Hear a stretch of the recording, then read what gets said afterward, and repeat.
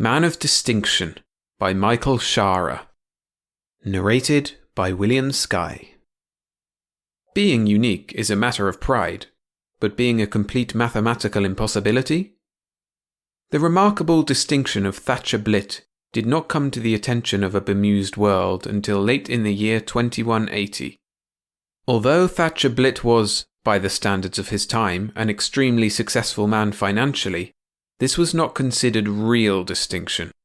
Unfortunately for Blit, it never has been. The history books do not record the names of the most successful merchants of the past unless they happened by chance to have been connected with famous men of the time. Thus, Croesus is remembered largely for his contribution to famous Romans and successful armies, and Haym Solomon, a similarly wealthy man, would have been long forgotten had he not also been a financial mainstay of the American Revolution, and consorted with famous, if impoverished, statesmen. So, if Thatcher Blit was distinct among men, the distinction was not immediately apparent. He was a small, gaunt, fragile man who had the kind of face and bearing that are perfect for movie crowd scenes. Absolutely forgettable. Yet Thatcher Blit was one of the foremost businessmen of his time, for he was president and founder of that noble institution, Genealogy Inc. Thatcher Blit was not yet 25 when he made the discovery which was to make him among the richest men of his time. His discovery was, like all great ones, obvious yet profound. He observed that every person had a father. Carrying on with this thought, it followed inevitably that every father had a father, and so on. In fact, thought Blit, when you considered the matter rightly, everyone alive was the direct descendant of untold numbers of fathers, down through the ages, all descending one after another, father to son, and so backward, unquestionably, into the unrecognizable and perhaps simian fathers of the past.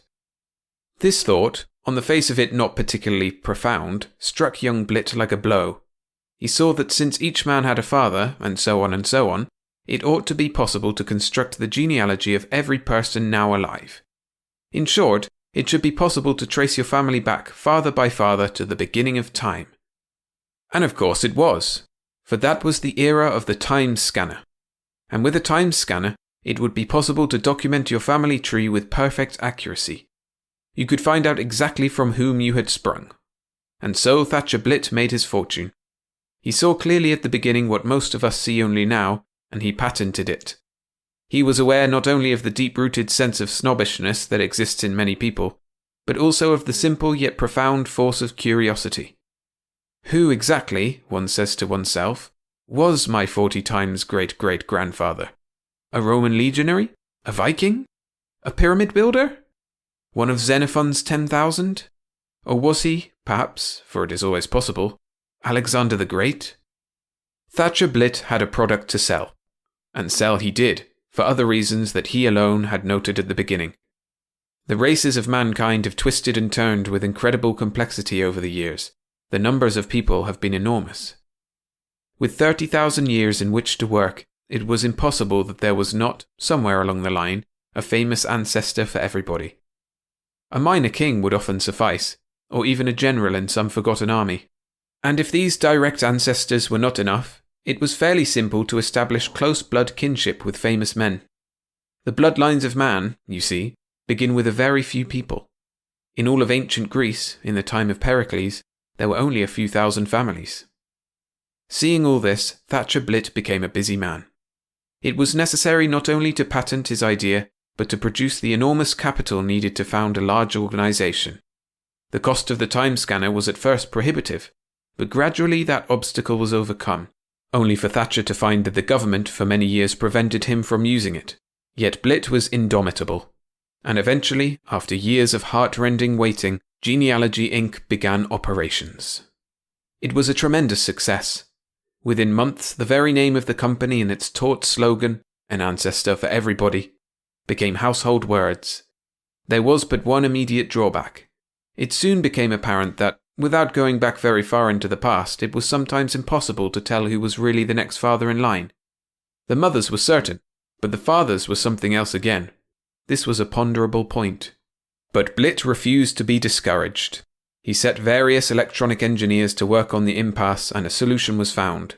an ingenious device which tested blood electronically through the scanner, based on the different sine waves of the blood groups, saved the day. That invention was the last push Genealogy Inc. was ever to need. It rolled on to become one of the richest and, for a long while, most exclusive corporations in the world. Yet it was still many years before Thatcher Blit himself had time to rest. There were patent infringements to be fought, new developments in the labs to be watched, new ways to be found to make the long and arduous task of father tracing easier and more economical. Hence, he was well past 60 when he at last had time to begin considering himself. He had become by this time a moderately offensive man. Surrounded as he had been all these years by pomp and luxury, by impressive names and extraordinary family trees, he had succumbed at last. He became unbearably name-conscious. He began by regrouping his friends according to their ancestries. His infrequent parties were characterized by his almost parliamentarian system of seating. No doubt all this had been in Thatcher Blit to begin with. It may well be, in perhaps varying quantities, in all of us, but it grew with him, prospered with him. Yet in all those years he never once inspected his own forebears. You may well ask, was he afraid? One answers, one does not know. But at any rate, the fact remains that Thatcher Blit, at the age of 67, was one of the few rich men in the world who did not know who exactly their ancestors had been. And so, at last, we came to the day when Thatcher Blit was sitting alone in his office, one languid hand draped vacantly over his brow, listening with deep satisfaction to the hum and click of the enormous operations which were going on in the building around him. What moved him that day remains uncertain. Perhaps it was that, from where he was sitting, he could see row upon row of action pictures of famous men which had been taken from his time scanners. Or perhaps it was simply that this profound question had been gnawing at him all these years, deeper and deeper, and on this day broke out into the light. But whatever the reason, at 11:02 that morning, he leaped vitally from his chair. He summoned Cathcart, his chief assistant, and gave him the immortal command. "Cathcart!" he grated, stung to the core of his being. "Who am I?" Cathcart rushed off to find out. There followed some of the most taut and fateful days in the brilliant history of Genealogy Inc. Father tracing is, of course, a painstaking business, but it was not long before word had begun to filter out to interested people. The first interesting discovery made was a man called Blot, in 18th century England. No explanation was ever given for the name's alteration from Blot to Blit. Certain snide individuals took this to mean that the name had been changed as a means to avoid prosecution, or some such, and immediately began making light remarks about the blots on old Blit's escutcheon. This Blot had the distinction of having been a wine seller of considerable funds. This reputedly did not sit well with Thatcher Blit. Merchants, he snapped, however successful, are not worthy of note. He wanted empire builders. He wanted, at the very least, a name he had heard about, a name that appeared in the histories. His workers furiously scanned back into the past. Months went by before the next name appeared. In 9th century England, there was a wandering minstrel named John, last name unprintable, who achieved considerable notoriety as a ballad singer before dying an unnatural death in the boudoir of a lady of high fashion. Although the details of this man's life were of extreme interest, they did not impress the old man. He was, on the contrary, rather shaken. A minstrel, and a rogue to boot.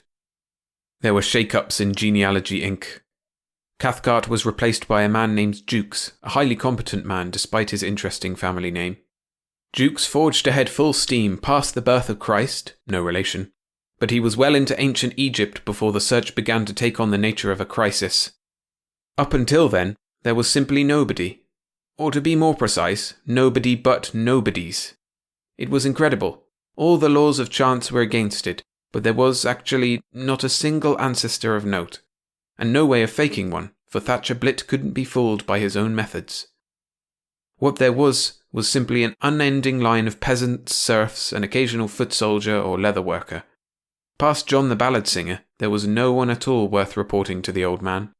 This situation would not continue, of course. There were so few families for men to spring from. The entire Gallic nation, for example, a great section of present-day France, sprang from the family of one lone man in the north of France in the days before Christ. Every native Frenchman, therefore, was at least the son of a king. It was impossible for Thatcher Blit to be less. So the hunt went on from day to day, past ancient Greece, past Jarmo, past the wheel and metals and farming, and on even past all civilization, outward and backward into the cold, primordial wastes of northern Germany. And still there was nothing. Though Jukes lived in daily fear of losing his job, there was nothing to do but press on. In Germany, he reduced Blit's ancestor to a slovenly little man who was one of only 3 men in the entire tribe, or family, one of 3 in an area which now contains millions. But Blit's ancestor, true to form, was simply a member of the tribe, as was his father before him.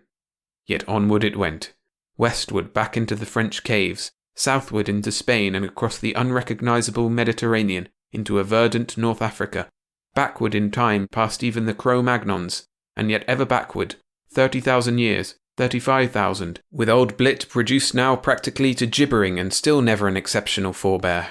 There came a time when Jukes had at last, inevitably, to face the old man. He had scanned back as far as he could. The latest ancestor he had unearthed for Blit was a hairy creature who did not walk erect, and yet even here Blit refused to concede. "It may be," he howled, "it must be, that my ancestor was the first man to walk erect or light a fire, to do something."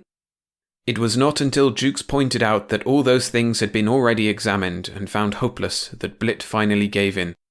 Blit was a relative, of course, of the first man to stand erect, the man with the first human brain, but so was everybody else on the face of the earth. There was truly nowhere else to explore. What would be found now would be only the common history of mankind. Blit retired to his chambers and refused to be seen. The story went the rounds, as such stories will, and it was then at last, after 40,000 years of insignificance, that the name of Blit found everlasting distinction. The story was picked up, fully documented, by psychologists and geneticists of the time and inserted into textbooks as a profound commentary on the forces of heredity. The name of Thatcher Blit, in particular, has become famous, has persisted until this day, for he is the only man yet discovered, or ever likely to be discovered, with this particular distinction. In 40,000 years of scanner-recorded history, the bloodline of Blit, or Blot, never once produced an exceptional man. That record is unsurpassed.